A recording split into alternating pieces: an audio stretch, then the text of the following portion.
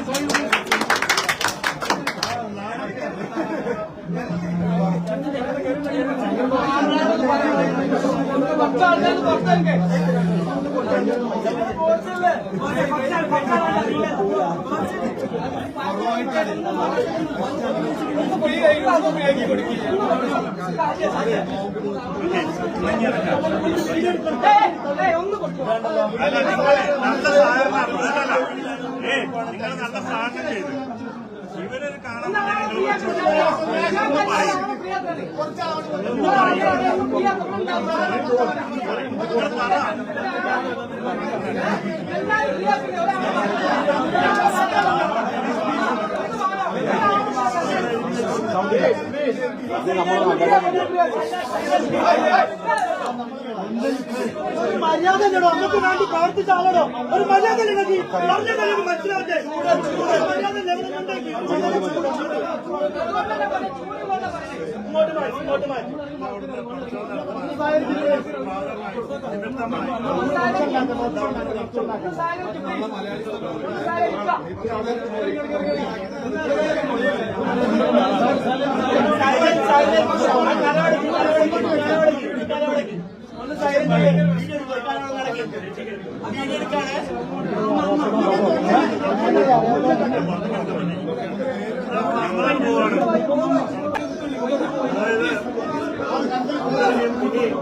ജോലി തേടി ഗൾഫിലേക്ക് പോകാനോ ആവശ്യമില്ല.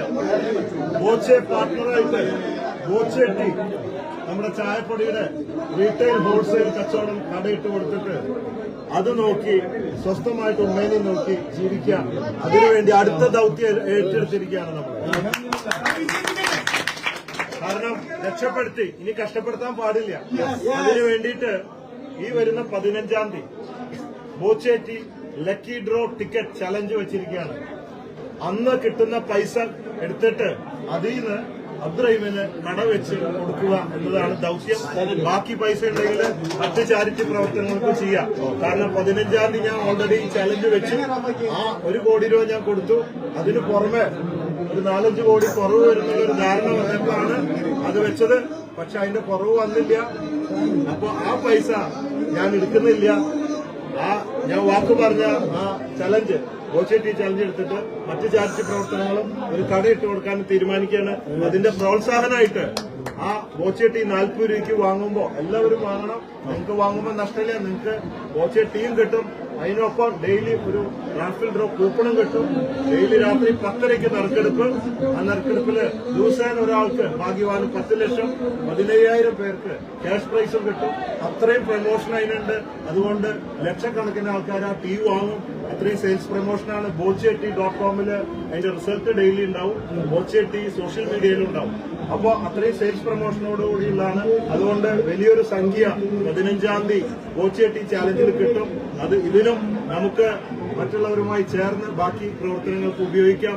അതുകൊണ്ട് പേടിക്കേണ്ട. നമ്മളൊക്കെ കൂടെ അബ്ദുറഹീമിനെ ഇവിടെ ജീവനോടെ കൊടുത്തിട്ട് നമുക്ക് ഒന്ന് ഉമ്മയുടെ ഇപ്പോഴും സന്തോഷമാണുള്ളൂ. ആ മുഖം ചിരിക്കുന്ന കാണണം. സുഖമില്ലാണ്ടാണ്. അപ്പൊ ഇന്ന് വരുന്നെന്ന് പ്രതീക്ഷയല്ല. ഇവരെ കൂടെ പൊക്കി കൊണ്ടുവന്നതാണ്. നമ്മളൊക്കെ സാധാരണയായിട്ട് പറയാറുണ്ട്, ഒരു ബുദ്ധിമുട്ട് സമയങ്ങളിൽ ദൈവദൂതനെ പോലെ ചിലപ്പോൾ ആരെങ്കിലും ഒരാൾ വന്നേക്കാൻ. അതേപോലെ ഒരാളാണ് ഇപ്പം ബോച്ചെ. അവിടെ വന്ന് കയറിപ്പോ അവിടെയുള്ള ആ ജനങ്ങള്, ആ ബോച്ചയോടുള്ള സപ്പോർട്ട്, ആ ബോച്ചയെ ഇഷ്ടപ്പെടുന്ന എത്ര ആളുകളാണ്. എനിക്ക് തോന്നുന്നു ഏറ്റവും കൂടുതൽ ആരാധകരുള്ള ഇപ്പോൾ ഒരാള് നമ്മുടെ ബോച്ച തന്നെയാണ്. മനസ്സറിഞ്ഞ് ഒരാളെ രക്ഷിക്കാൻ വേണ്ടിയിട്ടുള്ള ആ കഷ്ടപ്പാട്. കാരണം നമ്മുടെ നാട്ടിലെ വെയിലും കാര്യങ്ങളൊക്കെ നമുക്കറിയാം. അതൊന്നും വകവെക്കാതെ വളരെ ഊർജവത്തോടെ, എന്താണ് പറയാ, സത്യം പറയാൻ വാക്കുകളില്ല. കാരണം ആ ജനങ്ങളെ കാണുമ്പോൾ തന്നെ നമുക്ക് മനസ്സിലാവും ബോച്ചയെ ആളുകൾ എത്രത്തോളം ഇഷ്ടപ്പെടുന്നതെന്ന്.